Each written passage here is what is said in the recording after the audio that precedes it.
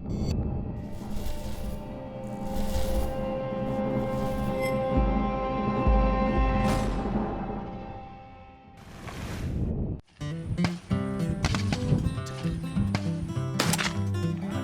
got it. This week on Kentucky Afield, law enforcement is constantly performing checks to keep Kentucky's outdoors men and women safe and legal.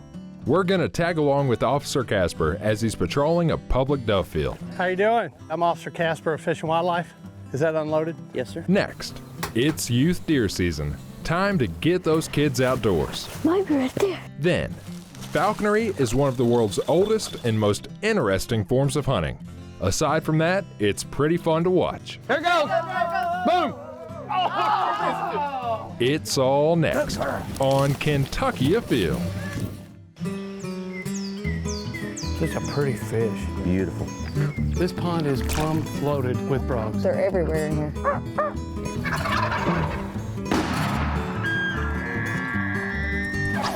Yeah, this is a good fish right here. Really good fish. Come here, girl. Hey, boy. That's a big rabbit. Nice job. Yes! Yes! My first muskie. Mercy Leo! Yeah, look at here, it's a keeper. Here it goes! Boom! Wow, that happened fast.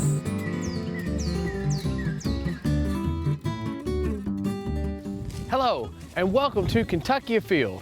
I'm your host, Chad Miles. Join us as we journey the Commonwealth in search of outdoor adventure. Most Kentucky hunters anxiously await September 1st, the opening day of dove season. Let's hit the field and make sure everyone's being safe, having fun, and abiding by all the rules and regulations.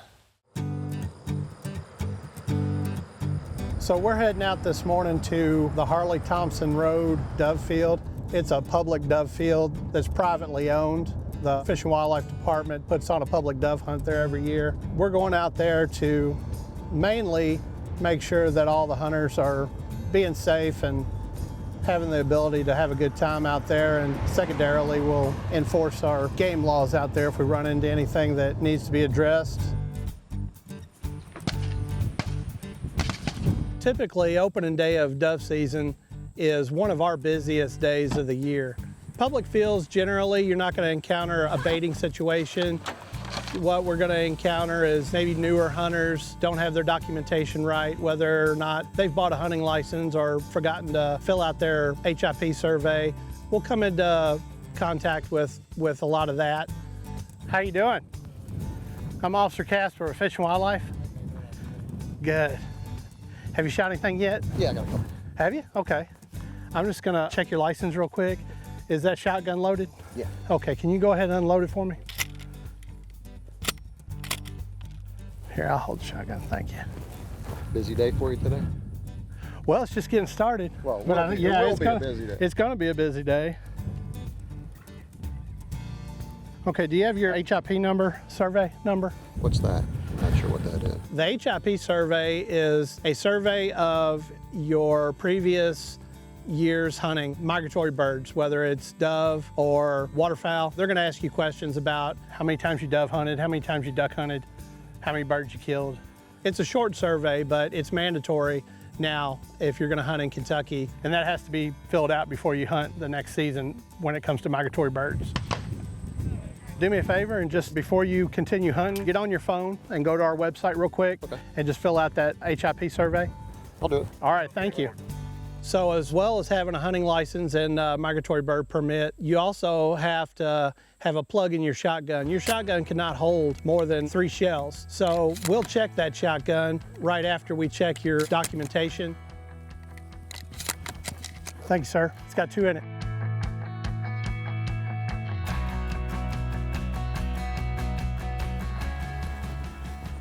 How you doing?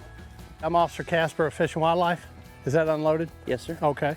Can I see 3 shells, please? Sure. Yeah, I checked it for a plug last night before I went to bed, and it's got one in there. Good. Yeah.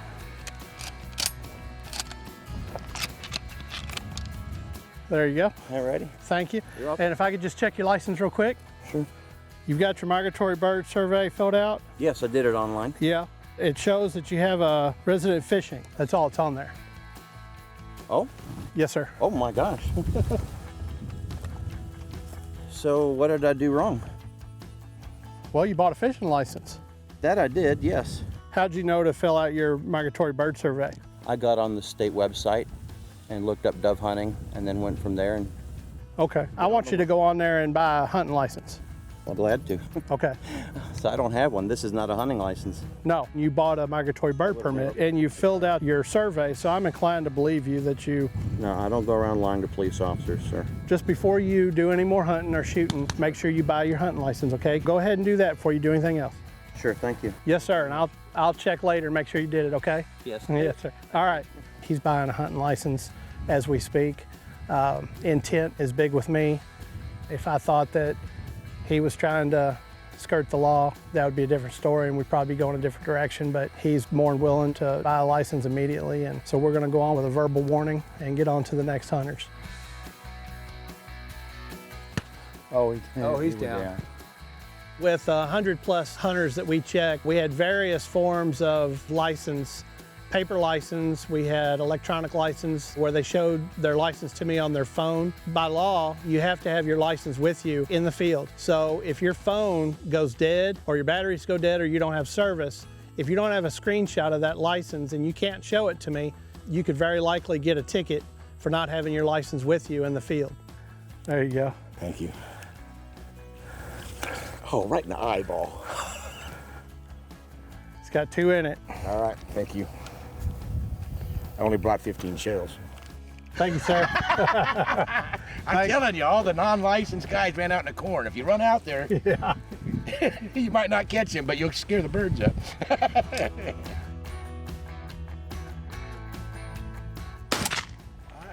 I got it. What I enjoy most about being a conservation officer is everything that I do as a job, I enjoy doing recreationally. We enforce hunting, fishing, and boating laws, and I love to hunt, and I love to fish, and I love to boat. I was blessed to be hired as a conservation officer here in Kentucky, and as far as I'm concerned, it's the best job in the state. This should be it.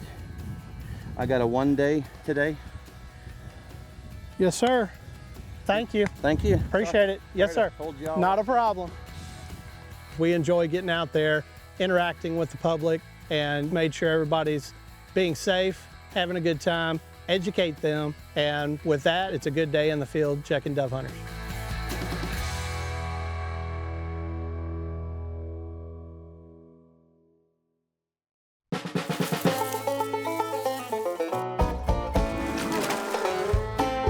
The 2019 deer season is underway, but let's take a look back at one of the biggest bucks that was taken during the 2018 deer season. So I'm here with Bo Simpson, and you've been showing me this buck that you harvested in 2018 in Oldham County. One of the most impressive deer I've ever seen in my entire life. Tell me the story about how you harvested this deer. It was the last day of gun season, and I had called a friend of mine the night before and told him that I hadn't been seeing some good results early in the morning, so I was going to go in later that morning. So I walked in after it got daylight and everything. Lo and behold, around 11 o'clock, this deer came in that I did not see come in from where I was sitting until I glanced over and saw what I thought was a buck standing there.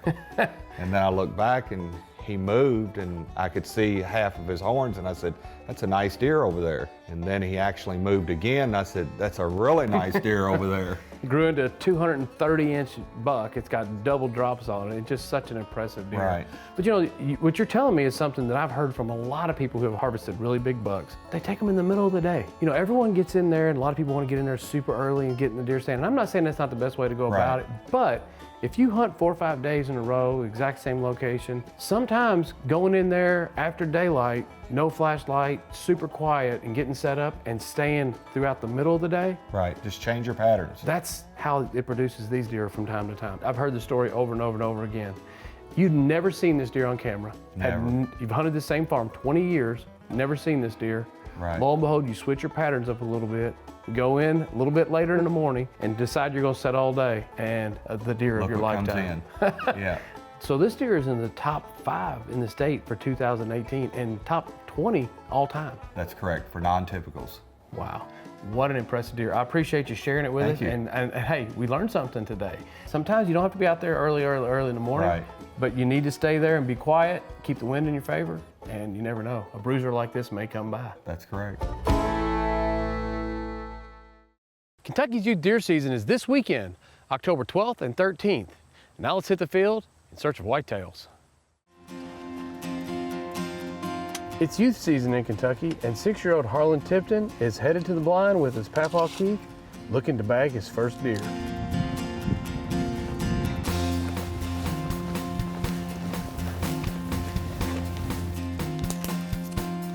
He should be set up in a pretty good spot, and he's had some family and friends that's done some scouting for him. Let's see how it goes.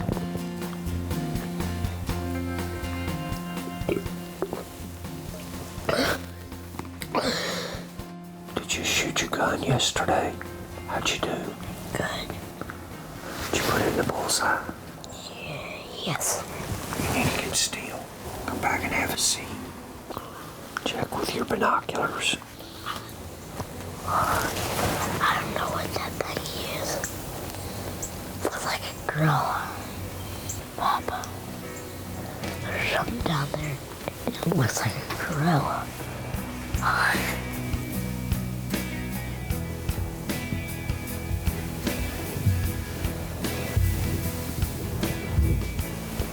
Stand still. Why?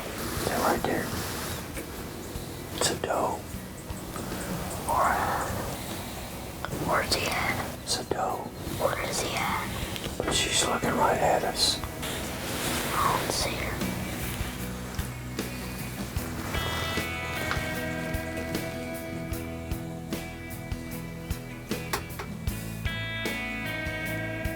Psst. What? See her? No. I don't see her. Oh, there's someone down here. I'm gonna shoot that light brown one. Are you gonna shoot a doe or a buck? No. You gonna shoot a doe? Yeah, my dad told me to. I need my headphones.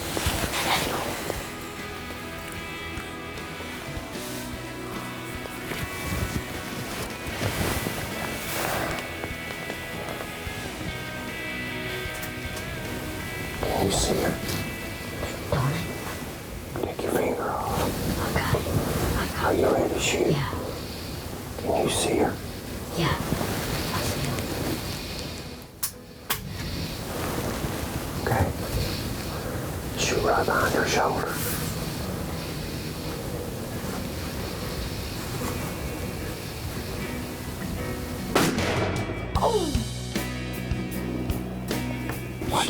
Watch her. Watch her.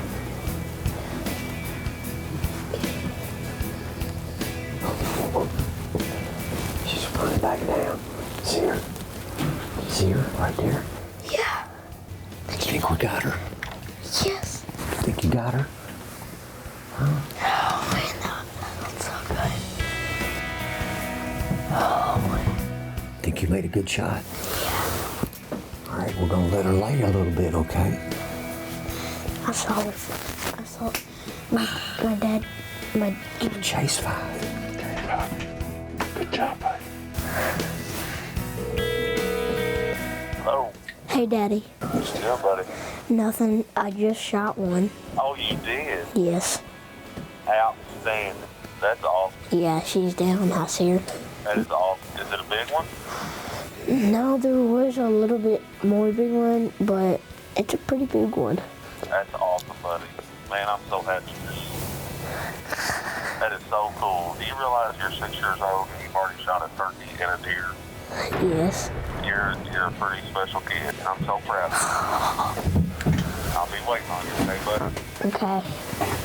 All right, I love you. Love you. Bye. My dad taught me this last night. He drew a deer, and I showed him where to shoot him at, and I didn't know where the other spot to shoot him at, so I just shot him in the heart. That's all I wanted to do.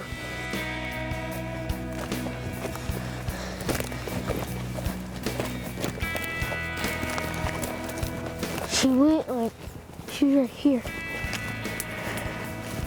Might be right there.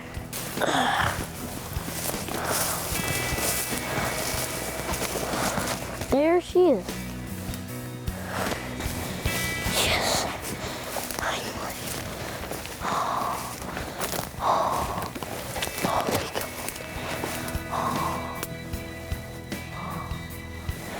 Yes. Yes. Yes.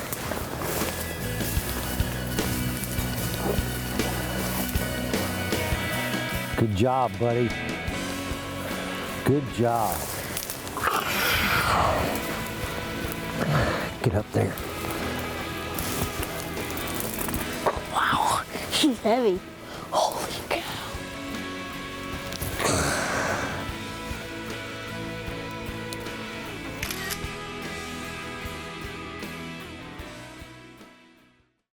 One of the oldest and most unique forms of hunting doesn't involve arrows or gunpowder. It's falconry. The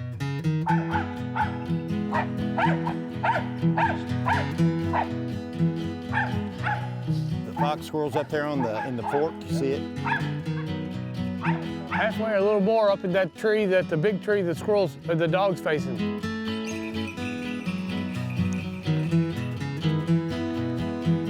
That's really cool. That bird keeps getting a better vantage point to see new angles on that tree. That hawk has got to be right on top of it right now. There we go. Oh yeah! Woo! Get it, Carl! I really anticipated, as the squirrel took off, that the bird would fly after it and hit it Well, again. what they do is the It just red tails, jumped. they don't rebound as quickly. Most of them don't. They've got to reprogram themselves. It's you know, the Harris hawk, sometimes I've got a Harris hawk and I've had her to rebound up and come back down and catch a rabbit. Yeah. This is a really cool event. This is the first time in a long time that a bunch of falconers have gathered here in Kentucky. Tell me a little bit about it. So it's probably been about 20, 30 years since the Falconry Club of Kentucky's came together as a group. Everyone's kind of spread out and does their own thing. So last year we all decided to kind of get together. We had a summer picnic. During that, they all came together, decided to get our club back together. So our next step was to a field meet, because that's what we all want to do is hunt. We got people here come up yesterday from Tennessee, West Virginia, let's see, St. Louis, Missouri, one coming from Colorado, a lot up around Cincinnati and northern Kentucky. This is Phoenix. She is an immature Harris hawk. She's probably 8 months old. All right, dogs, let's get them up.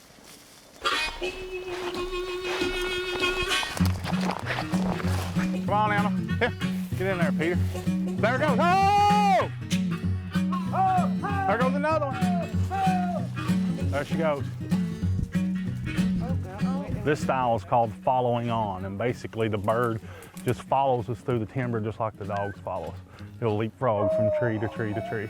And you'll notice when the dogs bark, as soon as the dogs start barking, most of the time the birds will fly over and get right over top of the dogs, because they've learned that the dogs are what's going to put the game up.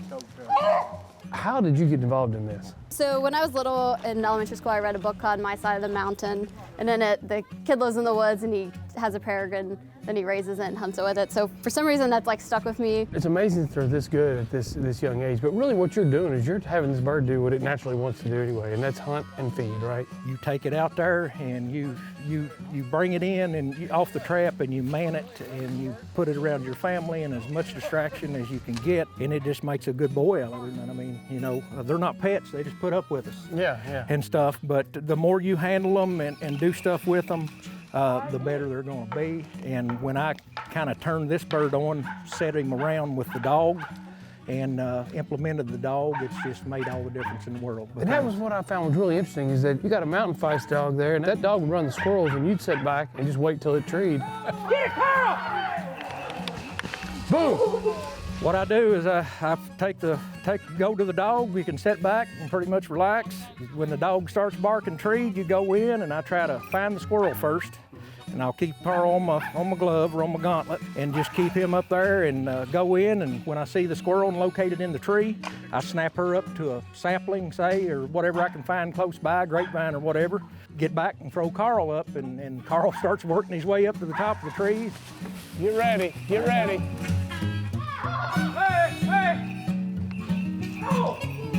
Ho, ho! Still in the tree? There it goes. We got to chase now. This bird's about 7-8 months old. Yes. Did a pretty good job. It went in and actually pulled a couple of squirrels out, but the squirrels right now is 2, bird 0, but it did get a... Got a flying squirrel. A flying squirrel. Mm-hmm. He flies straight down. There's a flying squirrel, eastern flying squirrel, comes out of this den here by accident. And it's just his job to get whatever he sees, and he got it. Now he's feeding up on it. So our hunt's over for the squirrels with him today. Once you've used the bird for a period of time, then it goes back to the wild, correct? Yeah, so you can keep them as long as you have like a current license, or you can hunt for a season, release it back to the wild, and they revert back super fast. There goes one, right there. There's one, a rabbit right there. Came out from behind you, one of them dogs you got. It really is an amazing way to hunt. I'm assuming that this dates back thousands of years. Yeah, so it's pretty much dates back to early human civilization. They say Mesopotamia. And people do it all over the world still to this day, right? Yeah. It's not as common because this is a lot of work, isn't it? Yeah, it's a lot of work. So you went through an apprenticeship program here, and that was a couple years under someone else's supervision, Yes, sir, under right? Timothy D. Lane from Carlisle, Kentucky. And once that's done, you're allowed how many birds? Once that's done, you become a general falconer, and you're allowed up to 3 birds as a general. There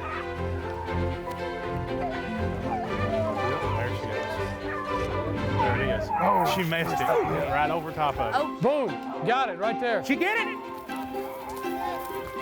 She get it? She didn't get it. Oh man, she had it. I guarantee you that rabbit's wounded. It's not something you'd recommend someone that's kind of on a whim go out and do this. Yeah, no. Usually people get discouraged. There's a lot of people that want to do it, and then they learn how much goes into it, and they kind of, never. Maybe next time, maybe next year. Yeah. They just never do it. Well, I'll tell you what, I've really enjoyed watching you guys handling birds. It's obvious that you absolutely love these birds. I bet when it gets a squirrel or gets a rabbit, you probably couldn't be more proud of your bird, could you? Oh yeah, that's like the best moment is when they catch something. So yeah, it's definitely a adrenaline rush. She's seen something right there. There it is. There it goes. There it goes. Boom. Oh.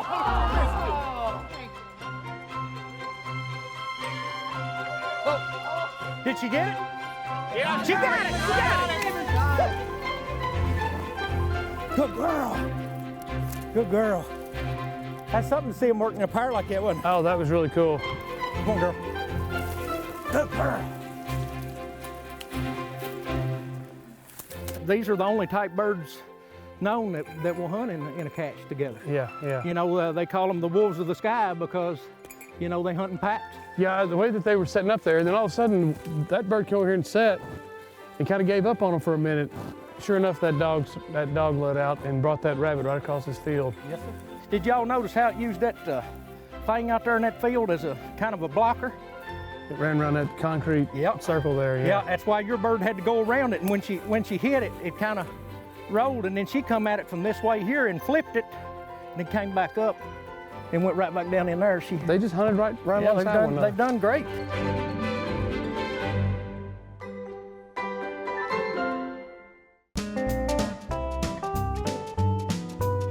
Now let's check in and see who else has been out having fun in this week's Ones That Didn't Get Away.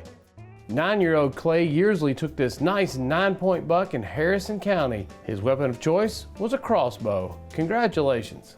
Travis Jones of Lexington, Indiana took this buck his very first bow kill, an impressive 15-pointer. Nice job. 10-year-old Paul Branson Klein took this nice doe during the youth rifle season with the 30-30 Marlin. Congratulations. Sharon Blair got her very first buck using a muzzleloader in Hardin County. Nice job. Here we have a nice buck taken by Josh Jamil on opening day of gun season in Henry County. Congratulations. Check out this nice fish, a muskie caught by Cole Wilder from Owsley County. Nice job. This is when you know the fish are biting good, when you catch them 2 at a time, like Logan Brake did here in a private pond in Lakeside Park, Kenton County. Henry Johnson, 6 years old, took his very first deer, a nice doe, at his papaw's farm during youth weekend. Nice job. Robert Deppin got this really nice 9-point buck in Jefferson County, Kentucky. Congratulations. Lexi Houghton, who's 9 years old, got this buck with a crossbow in Hopkins County, Kentucky. Nice job. 11-year-old Luke Reffett knows how to spend the youth weekend season. That's in the woods in Hancock County with his dad. Nice job. Next weekend, Kentucky Afield will be having our annual Fall Hunting Call-In Show. Make sure you join us on October the 19th. And remember, hunting and fishing on private property is a privilege. Always ask permission and thank the landowner. Until next week, I'm your host, Chad Miles, and I hope to see you in the woods or on the water.